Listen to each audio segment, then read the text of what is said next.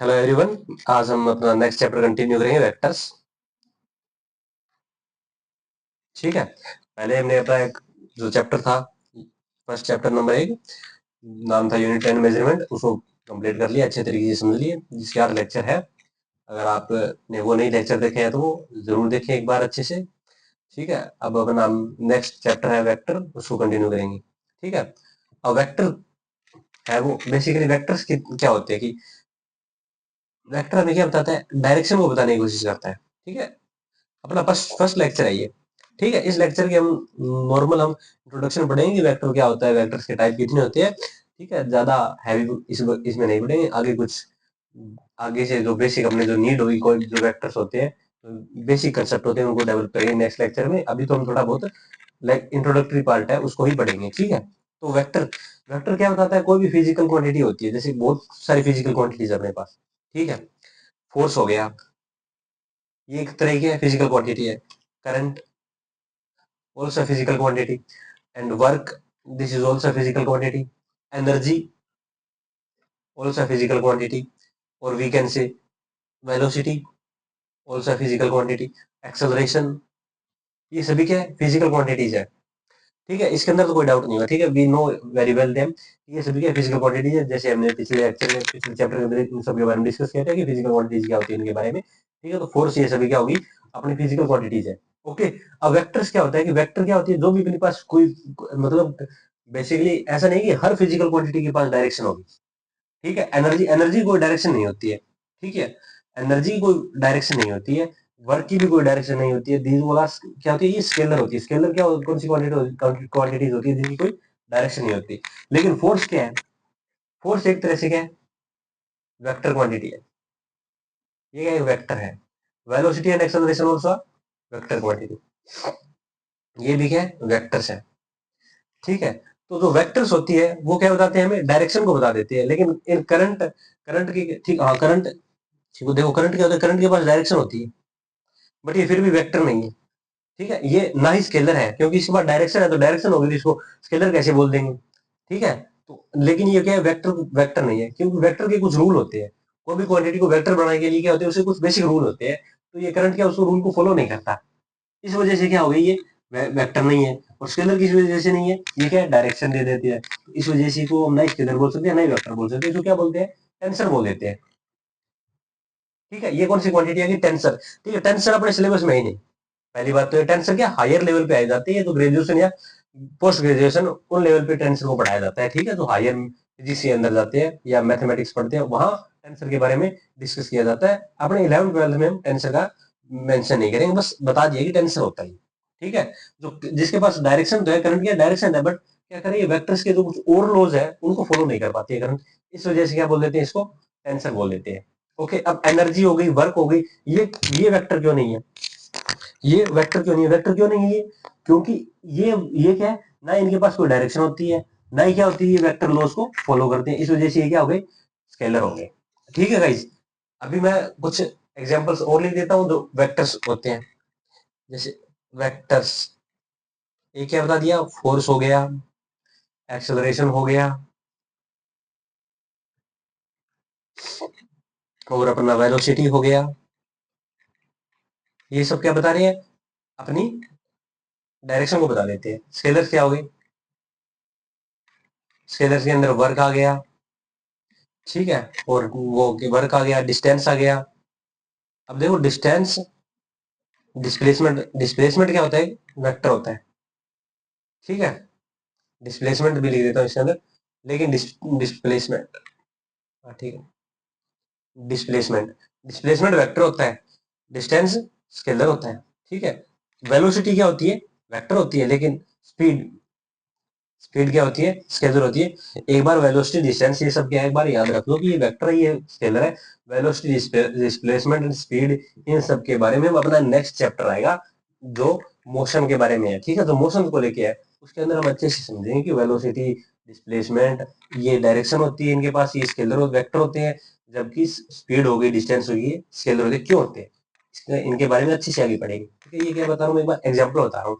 ये scalar quantities है, ये वेक्टर क्वांटिटीज है। डिस्टेंस हो गया, स्पीड हो गया, और क्या बोलते हैं, जैसे और वेक्टर के अंदर हो गया मैग्नेटिक फील्ड, हो गया मैग्नेटिक फील्ड, इलेक्ट्रिक फील्ड, ये सब क्या होती है, वेक्टर होते हैं।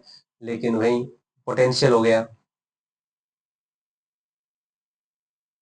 एनर्जी हो गई, टेम्परेचर हो गया, ये सब क्या होते हैं, ये सब स्केलर होते हैं। ठीक है, ये हो गई इसकी अपने एग्जांपल हो गई। ठीक है, अब आती है कि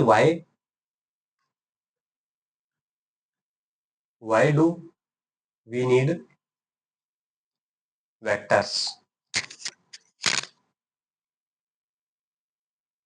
कि हमें वेक्टर्स की जरूरत क्यों पड़ गई। देखो, एक सिंपल सा एग्जांपल लेके समझने की कोशिश करते हैं, वेक्टर की क्या जरूरत पड़ गई। ठीक है, मान लो कि आप कौन सी एक कोई प्लेस है ए, आप है ना यहाँ पर हो। ठीक है, आपका कोई दोस्त है जो बी प्लेस पे खड़ा है। ठीक है, ये आपका दोस्त है, उसने आपको बताया। ठीक है, जो आपका दोस्त है बी प्लेस पे खड़ा है और उसने आपको फोन किया।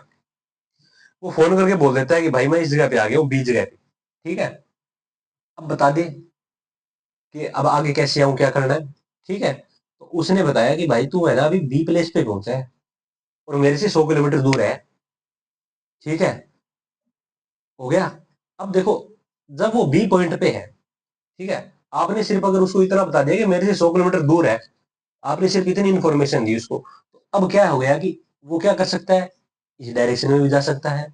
He can move in this direction also, वो इस डायरेक्शन में भी जा सकता है, इस डायरेक्शन में भी जा सकता है, इस डायरेक्शन में जा सकता है, और इसमें भी आ सकता है, इसमें भी आ सकता है, इसमें भी आगे आ सकता है।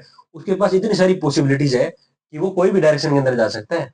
जब आप उसको इतनी इतनी ही इंफॉर्मेशन देते हैं कि भाई मैं तेरे से 100 किलोमीटर दूर हूँ, मैं तू बी पर खड़ा है ना, तो बी मेरे से 100 किलोमीटर है। ठीक है, तो अब आपके पास पहुंचने के लिए सिर्फ एक एक डायरेक्शन है, पर्टिकुलर डायरेक्शन है। अगर वो उस डायरेक्शन में आएगा ना तभी आपके पास पहुंचेगा। अदरवाइज उसके पास बहुत सारे ऑप्शन है कि वो कोई भी डायरेक्शन के अंदर चला गया तो आपके पास कभी नहीं पहुंचेगा। समझ गए ये बात। ठीक है, तो यहाँ क्या जरूरत पड़ेगी, डायरेक्शन भी बतानी पड़ेगी हमें। बी जगह पे अगर वो खड़ा है और ए पर आना है तो उसको हमें डायरेक्शन बतानी पड़ेगी।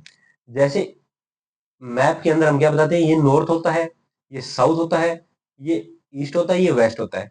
तो आपको क्या बताना पड़ेगा, भाई तो बी पर खड़ा है और ए पर आना है ना, तो वेस्ट की तरफ चल। अगर आप उसको ये पूरी इन्फॉर्मेशन दोगे तभी वो आप तक पहुंच पाएगा, अदरवाइज वो आप तक नहीं पहुंच पाएगा। तो बेसिकली वेक्टर है ना, ये बताने की कोशिश करेगा। विदाउट वेक्टर्स हम पूरी जो कोई फिजिकल क्वांटिटी है उसको पूर्णतया या कंप्लीटली हम एक्सप्लेन नहीं कर पाएंगे विदाउट वेक्टर। ठीक है, इसलिए हमें वेक्टर की जरूरत पड़ती है। ओके, तो वेक्टर, अब देखो वेक्टर क्या होता है, वेक्टर को कैसे लिखा जाता है। कोई भी वेक्टर है, उसके पास क्या होगा, एक मैग्नीट्यूड होगा, मैग्नीट्यूड, मैग्नीट्यूड होगी। ठीक है, मैग्नीट्यूड होगा, और उसकी क्या होगी, डायरेक्शन होगी साथ में, मैग्नीट्यूड इनटू डायरेक्शन। जैसे पीछे हमने देखा 100 किलोमीटर, तो हमें ये मैग्नीट्यूड है, 100 किलोमीटर के अंदर मैग्नीट्यूड बता रहा है, रिजल्ट बता रहा है कि 100 किलोमीटर है। मैग्नीट्यूड की कोई डायरेक्शन नहीं होती। जैसे इसके साथ आप लिख दोगे 100 किलोमीटर वेस्ट, अब ये क्या बन गई, फिजिकल क्वांटिटी, ये फिजिकल क्वांटिटी क्या बन गई, वेक्टर फिजिकल क्वांटिटी यहाँ पर बन चुकी है। समझ गए ये बात। तो कोई भी वेक्टर को डिनोट करने का यही तरीका है, उसका एक मैग्नीट्यूड होगा, उसके साथ एसोसिएटेड एक डायरेक्शन होगी। ठीक है ये बात। अब वेक्टर को रिप्रेजेंट कैसे करते हैं, मतलब हम हमें तो लिखना है ना, लिख के बताना पड़ेगा ना, एग्जाम के अंदर जो भी पूछा जाएगा तो हमको क्या बताना पड़ेगा, लिख कर बताना पड़ेगा। तो लिखने के लिए कुछ रिप्रेजेंटेशन बनाए गए वेक्टर को, वेक्टर को ऐसे लिख देंगे। कोई भी फिजिकल क्वांटिटी है, वो वेक्टर है, तो उसको कैसे बताएंगे कि ये वेक्टर है, ये स्केलर है। ठीक है, इसको बताने के लिए कुछ नोटेशंस बनाए गए हैं, कुछ रिप्रेजेंटेशन बनाए गए हैं, वो बताएंगे अब आपको कि क्या होते हैं। जैसे लिख देता हूं मैं, रिप्रेजेंटेशन ऑफ अ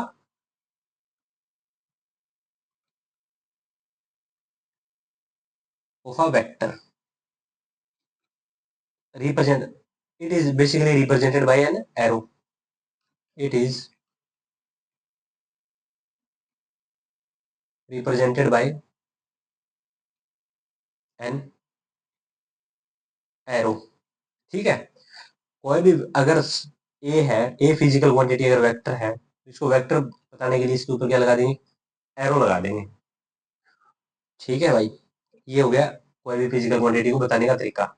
ये क्या बताइए, ये एक वेक्टर है। अगर मैं सीधा ही लिख दूंगा तो क्या होगा, वो स्केलर होगा। और स्केलर के पास क्या होता है, सिर्फ मैग्नीट्यूड होता है।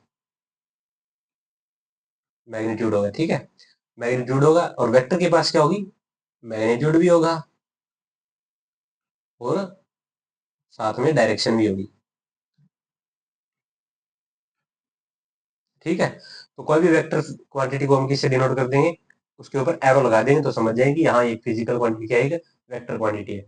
अब देखो ग्राफ के फॉर्म में अगर बोल दे, ग्राफिकल फॉर्म में अगर देखो ए वेक्टर है, जो एरो है वो बताता है कि कौन सी डायरेक्शन में है। ए वेक्टर को ऐसे बता दिया मैंने, ये ए वेक्टर है। तो ये एरो है, ये एरो की जो लेंथ है वो क्या बता रही है, मैग्नीट्यूड को बताएगी। और ये एरो है वो क्या बता रहा है, डायरेक्शन को बता रहा है। इस पॉइंट को क्या बोलते हैं, हेड बोलते हैं। और इस वाले पॉइंट को क्या बोलते हैं, टेल। ये पूंछ हो गया, ये इसका सिर हो गया एरो का। समझ गए हो? जितना बड़ा एरो होगा उसका मैग्नीट्यूड उतना ही ज्यादा होगा। अब देखो जैसे मैंने बी वेक्टर लिखा, बी वेक्टर को ऐसे लिख दिया। अब देखो ए वेक्टर के कंपेयर में बी वेक्टर की डायरेक्शन भी क्या है, ऑपोजिट है। ठीक है, बी वेक्टर की डायरेक्शन क्या होगी, ऑपोजिट होगी। अब इसका मतलब ये नहीं बी के ऊपर मैं ऑपोजिट लगाऊंगा, नहीं। बी को अगर सिर्फ वेक्टर बताना है, सिर्फ क्या बताना है, वेक्टर बताना है बी को कि बी एक वेक्टर है, तो उसके ऊपर क्या लगा देंगे, एरो लगा देंगे। अब उसकी मैग्नीट्यूड और डायरेक्शन को बताने के लिए हम क्या लिख देंगे, उसको इक्वल एरो बना देंगे। तो जो डायरेक्शन में एरो होगा, जिस डायरेक्शन में बी वेक्टर होगा उस डायरेक्शन में एरो बना देंगे, जितना उसका मैग्नीट्यूड होगा उस हिसाब से हम उसका लेंथ बना देंगे एरो की। ठीक है, तो यहाँ से हम देख सकते हैं, तो ए का जो मैग्नीट्यूड है, ठीक है, मैग्नीट्यूड को ऐसे लिखते हैं मॉड्यूलस। तो ए का जो मैग्नीट्यूड है वो बी से क्या है, ज्यादा है। हम देख पा रहे हैं क्यों, ए के एरो की जो लेंथ है वो क्या है, बी की जो एरो उसकी लेंथ से ज्यादा है, ठीक है। और डायरेक्शन क्या है, ऑपोजिट है। डायरेक्शन इज ऑपोजिट, ठीक है गाइज। ओके, ये हो गया इसको डिनोट करने का तरीका। ठीक है, तो वेक्टर के पास क्या होता है, एक मैग्नीट्यूड होता है। दोबारा लिख देता हूँ एक बार, मैग्नीट्यूड। और एक इसकी क्या होती है, डायरेक्शन होती है। ठीक है, तो अपने पास जितनी फिजिकल क्वांटिटीज है उनमें दो तरह की, हम जितने भी पढ़ेंगे उनमें दो तरह की फिजिकल क्वांटिटीज होगी। एक तो वेक्टर क्वांटिटी होगी, दूसरी क्या होगी, स्केलर। स्केलर क्वांटिटी होगी। देखो अब वेक्टर क्वांटिटी, मैग्नीट्यूड होता है इसके पास। मैग्नीट्यूड मतलब जैसे मैंने बताया था कि ए और बी के बीच की डिस्टेंस कितनी है, 100 किलोमीटर है, तो 100 किलोमीटर क्या बता रहा है, सिर्फ मैग्नीट्यूड बता रहा है। तो मैग्नीट्यूड हो गया इसके पास, क्या सिर्फ मैग्नीट्यूड है। सिमिलरली स्केलर के पास भी क्या होता है, मैग्नीट्यूड होता है, सिर्फ मैग्नीट्यूड होता है इसके पास। ओके, और ये क्या होता है, इसके पास मैग्नीट्यूड हो गया और इसके पास एक डायरेक्शन होती है, डायरेक्शन। इसके पास कोई डायरेक्शन नहीं होती, नो डायरेक्शन। ठीक है, अब देखो, follows vector rule doesn't follow vector rule. ठीक है, यही बात है कि जो स्केलर को वेक्टर से अलग बना देती है। वेक्टर के कुछ अपने रूल है, ठीक है, अपने कोई भी क्वांटिटी वेक्टर बनने के लिए उनको वेक्टर के जो रूल है उनको फॉलो करना ही पड़ेगा। लेकिन स्केलर है वो इनको इन तीनों रूल्स को फॉलो नहीं करते। इन तीनों मतलब मेजरली ये लास्ट के जो दो रूल है, कोई भी स्केलर क्वांटिटी इनको फॉलो नहीं करती, इस वजह से उनको स्केलर कैटेगरी में रख देते हैं। और जो क्वांटिटी इन वेक्टर के जो रूल को फॉलो कर लेती है उनको वेक्टर के अंदर रख देते हैं। ठीक है भाई, ये वेक्टर और स्केलर के अंदर मेजर डिफरेंस होगा। ओके, कोई दिक्कत? ठीक है, अब देखो हम डायरेक्शन से थोड़ा और समझने की कोशिश करते हैं। अब देखो अगर बोल दिया जाए कि ए है, ए क्या किया, नॉर्थ की ओर ए चला, ये क्या ओरिजिन है, यहां से कितना गया, 10 मीटर।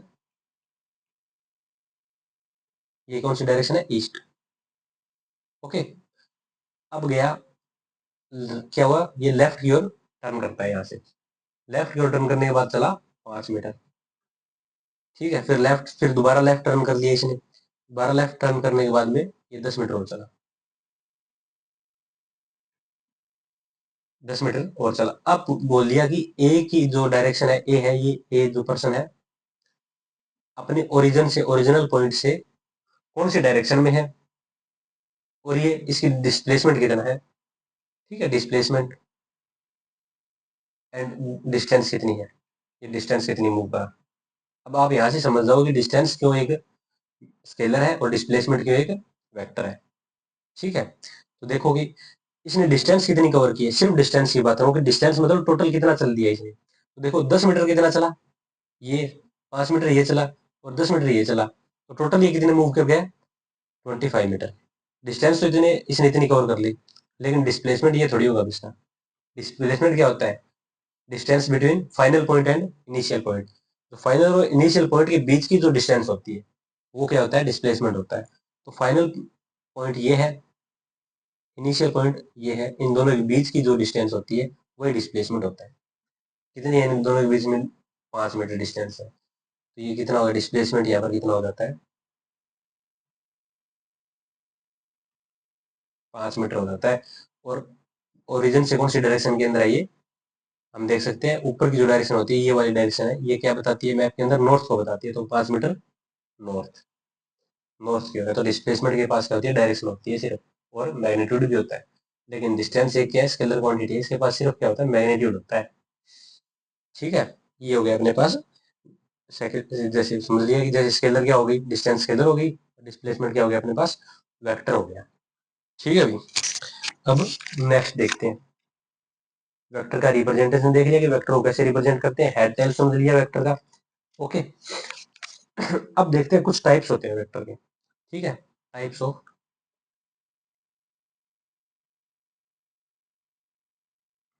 वेक्टर्स। ठीक है, नंबर 1, यूनिट वेक्टर। ठीक है, यूनिट वेक्टर क्या होता है, यूनिट वेक्टर होता है जिसका मैग्नीट्यूड क्या होता है, एक होता है। The vector which has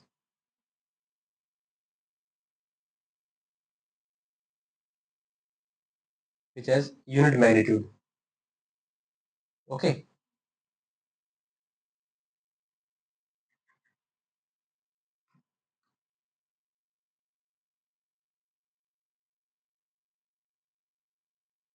magnitude.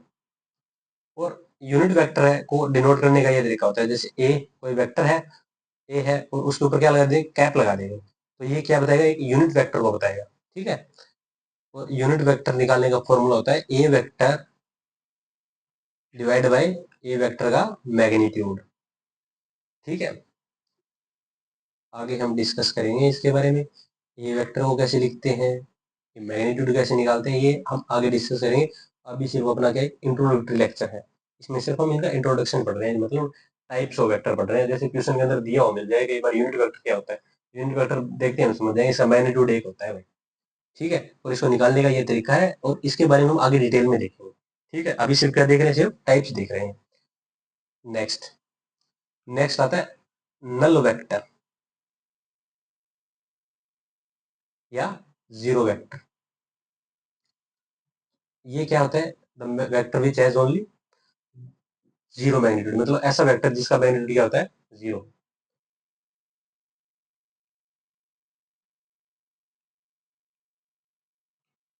Which has magnitude zero.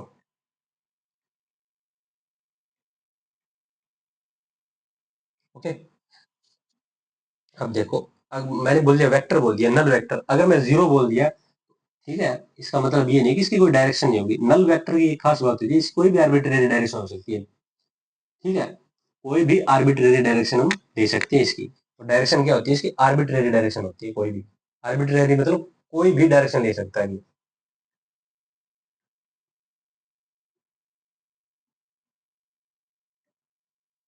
ठीक है, नंबर 3, नंबर 3 वेक्टर अपने पास equal vector.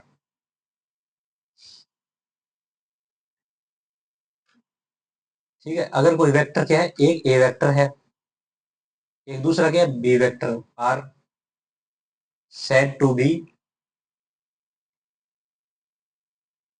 Equal vectors when their magnitude is same and also direction is same। मतलब मैग्नीट्यूड भी सेम होगा और डायरेक्शन भी सेम होगी, और ठीक है। एंड एक नेसेसरी कंडीशन है कि दोनों सेम फिजिकल क्वांटिटी होनी चाहिए and both represent same physical quantity. ठीक है, अब देखो इसको एग्जांपल के थ्रू समझते हैं। जैसे ए वेक्टर क्या है, एक बताता है 5 मीटर नॉर्थ। अब बी वेक्टर इसके इक्वल होने के लिए क्या होना चाहिए, इसका मैग्नीट्यूड इसके बराबर होना चाहिए। बराबर होने के लिए मैग्नीट्यूड ये भी 5 मीटर होना चाहिए, और ये क्या हो गया नॉर्थ। समझ गए। अब ये देखो दोनों क्या है, सेम फिजिकल क्वांटिटी है। ये भी डिस्प्लेसमेंट को बता रहा है और ये भी डिस्प्लेसमेंट को बता रहा है, दोनों ही। ए वेक्टर भी बी वेक्टर भी। अगर कोई सी वेक्टर है, तीसरा वेक्टर है, मैं अगर उसको ऐसे लिख दूं 5 न्यूटन नॉर्थ। अब आप यहाँ देख पा रहे हैं, साफ साफ देख पा रहे हैं कि मैग्नीट्यूड तीनों का भी सेम, तीनों का सेम। इसका भी मैग्नीट्यूड 5 है, ए का, बी का भी 5 है और सी का भी 5 है, और डायरेक्शन भी सेम है। बट इसका मतलब ये नहीं है ए बी सी और तीनों बराबर हो गए। सी इनसे अलग वेक्टर है। C is not equal to A vector and B vector, because C is a different physical quantity. C क्या बता रहा है, फोर्स को बता रहा है, while A and B are telling about displacement. Okay, तो C vector is not equal to A vector and B vector, but A vector is equal to B vector. Okay, A और B तो बराबर है, लेकिन सी ए और B के बराबर नहीं होगा। ठीक है, तीनों कंडीशन को सेटिस्फाई करनी जरूरी है। एक तो दोनों जो वेक्टर है अपने पास क्या होनी चाहिए, सेम फिजिकल क्वांटिटी होनी चाहिए। अगर डिस्प्लेसमेंट है तो डिस्प्लेसमेंट होनी चाहिए, फोर्स है तो फोर्स होना चाहिए। अगर अपने पास आ गया वेलोसिटी आ गई तो वेलोसिटी होनी चाहिए। मैग्नेटिक फील्ड है तो मैग्नेटिक फील्ड होनी चाहिए दोनों। इलेक्ट्रिक फील्ड है तो इलेक्ट्रिक फील्ड होनी चाहिए। ये तो नेसेसरी कंडीशन होगी एक नंबर। दूसरी कंडीशन, दोनों फिजिकल, दोनों का मैग्नीट्यूड सेम होना चाहिए। देखो ए और बी हमने यहाँ के ले लिए, डिस्प्लेसमेंट लिए हैं, तो डिस्प्लेसमेंट है नंबर एक। ये बात हो गई, दोनों क्या है, सेम फिजिकल क्वांटिटी है। दोनों का मैग्नीट्यूड क्या है, 5 है, इसका भी 5 है। दूसरी कंडीशन सेटिस्फाई। तीसरी कंडीशन डायरेक्शन सेम होना चाहिए, नॉर्थ है, ये भी नॉर्थ है, तीनों की डायरेक्शन भी क्या हो गई, सेम हो गई। तो ए और बी क्या बता देंगे, एक प्रकार से इक्वल वेक्टर हो गए ये। नंबर 4 क्या आ गया अपने पास, नेगेटिव वेक्टर। नेगेटिव वेक्टर की खास बात है कि a vector and B vector are said to be are said to be negative vector if their magnitude is same but direction is opposite। Direction क्या हो जाती है, इनकी ऑपोजिट हो जाती है। ये इसकी क्या है, खास बात हो गई अब एक। ठीक है भाई, एग्जांपल लेते हैं। ए वेक्टर बोल दिया मैंने भाई, एग्जांपल लेते हैं। 5 मीटर नॉर्थ है। अब बी वेक्टर को मेरे को क्या बताना है, इसका ऑपोजिट बताना है, मतलब नेगेटिव वेक्टर बताना बना रहा है। तो क्या होना चाहिए, मैग्नीट्यूड सेम होना चाहिए लेकिन डायरेक्शन ऑपोजिट होना चाहिए। अगर ये नॉर्थ है तो बी क्या हो जाए, साउथ में हो जाए। बस सिंपल सा है। ये नेगेटिव वेक्टर हो गया, डायरेक्शन क्या होगी, अपोजिट हो गई। इसको लिखने का तरीका क्या होगा, a vector is equal to minus of b vector. ठीक है, ये हो गए नेगेटिव वेक्टर। अब आते हैं 5 number, parallel vectors. When angle between two vector is 0, two vectors is 0। मतलब एक ए वेक्टर है, ए वेक्टर क्या है, ये 5 मीटर नॉर्थ है। ठीक है, तो इसको एरो से कैसे बनाऊंगा, ऐसे बना दूंगा।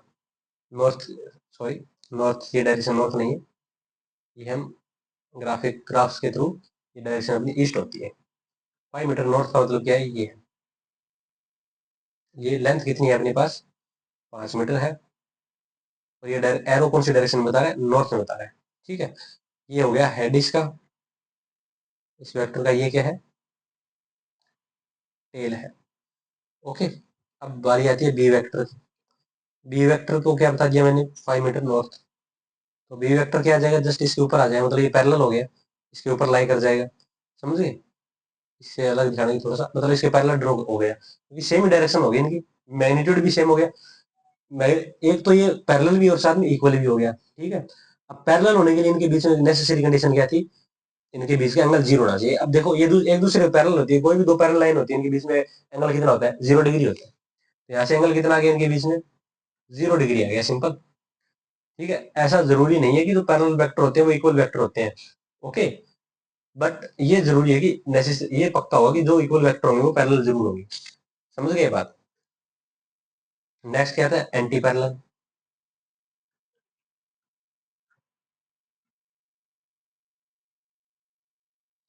एंटी पैरेलल क्या होगा, एंटी पैरेलल होगा जब दोनों वेक्टर के बीच में एंगल कितना हो जाएगा, 180 डिग्री हो जाएगा, बस 180 कब होगा, जैसे ये एक ए वेक्टर इधर है, बी वेक्टर क्या है इधर है, इनके बीच का एंगल कितना आ रहा है, 180 डिग्री, और we can say pi radian. ठीक है, ये अपना हो गया एंटी पैरेलल। नेक्स्ट आता है कोलिनियर।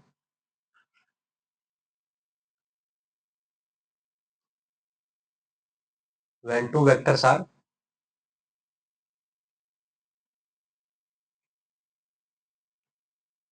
इन सेम लाइन, मतलब ए इधर भी, ए इधर है, ए वेक्टर भी, और इसी लाइन में आगे चल के क्या मिल जाए, बी वेक्टर। तो ये क्या हो गया, कोलिनियर हो गया। अब आता है कोप्लेनर।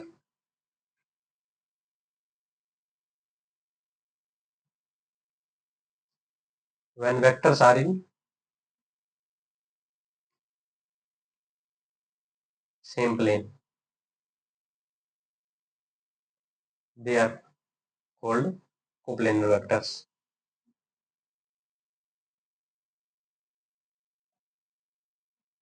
बस सिंपल सा है। अब देखो कोई भी प्लेन होता है अपने पास, जैसे अपने पास ये प्लेन है, इसके ये क्या है, एक्स है और ये वाई है, तो ये क्या है, एक्स वाई प्लेन है अपने पास।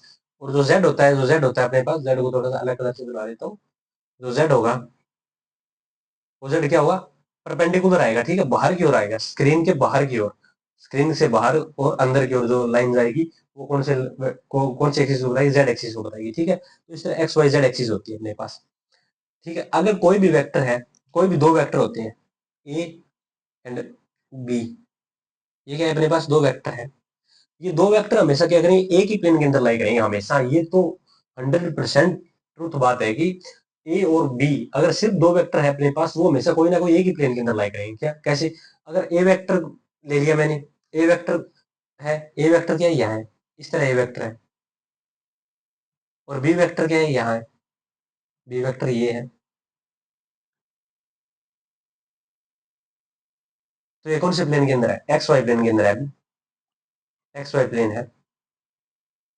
ठीक है, अगर बी वेक्टर क्या होता, बी वेक्टर क्या होता, ये जो जेड की साइड होता है, जेड मतलब जो स्क्रीन के परपेंडिकुलर जो लाइन आएगी उस लाइन में होता, तो ये कौन सा प्लेन बन जाता, तो ये बन जाता एक्स जेड।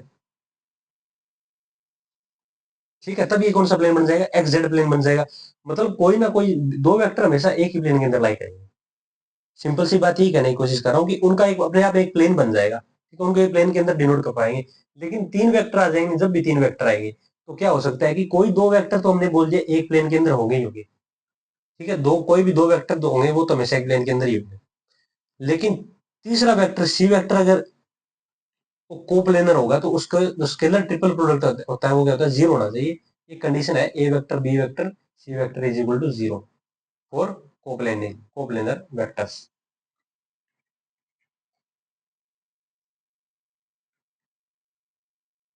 ठीक है, जैसे बता दिया, ये बात तो सिंपल चाहिए। आप जब भी कोई दो वेक्टर लोगे ना, तो ओरिजिन से हमेशा वो कोई ना कोई प्लेन के अंदर मिल जाएंगे, या तो एक्स वाई प्लेन में मिलेंगे, या वाई जेड प्लेन में मिलेंगे, या एक्स जेड प्लेन के अंदर मिलेंगे। जब बात कब हो रही है, सिर्फ दो vector, we are talking about only two vectors. they always lies in a plane.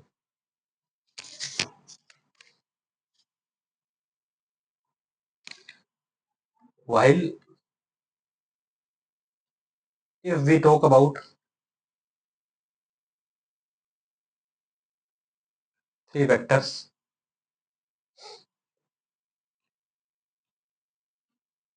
are in a plane, then this is the condition to satisfy they are in a plane. Okay, ये scalar triple product होता है, इसके बारे में भी आगे पढ़ेंगे। ये कंडीशन होती है, ठीक है, क्योंकि ये नेसेसरी कंडीशन है, ठीक है। जब ये जीरो इक्वल आ जाएगी तो मतलब बोल देंगे वो कोप्लेनर है, अदरवाइज जीरो कोप्लेनर नहीं होंगे, क्योंकि हम तीन जो वेक्टर उनके बारे में श्योर नहीं हो सकते कि वो प्लेन एक ही प्लेन के अंदर लाई करेंगे, क्योंकि दो के अंदर तो हम श्योर है कि एक वेक्टर ए है और एक बी वेक्टर है, तो वो अपने आप में एक प्लेन बना देंगे, ठीक है। आप कोई भी प्लेन ले लेना, जैसे आपने एक कॉपी उठा लेना, कॉपी को चाहे आप ओरिजोनटली रख लेना, चाहे उसको वर्टिकली रख लेना, कैसे भी रख लेना, जब भी आप उसके अंदर कोई दो वेक्टर ड्रॉ करेंगे उस कॉपी के अंदर, कॉपी क्या होता है, कॉपी अपने आप में प्लेन है।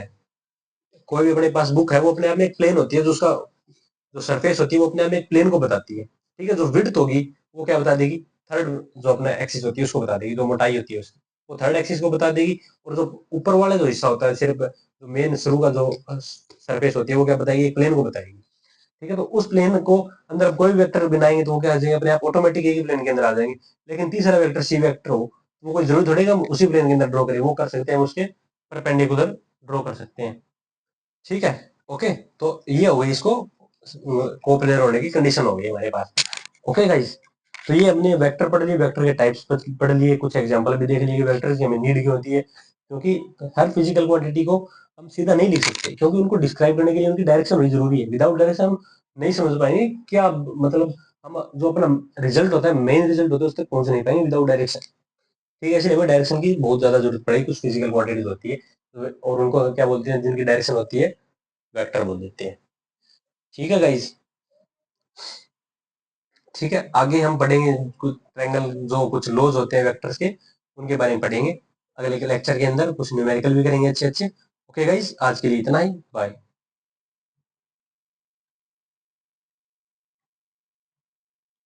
Bye, keep learning.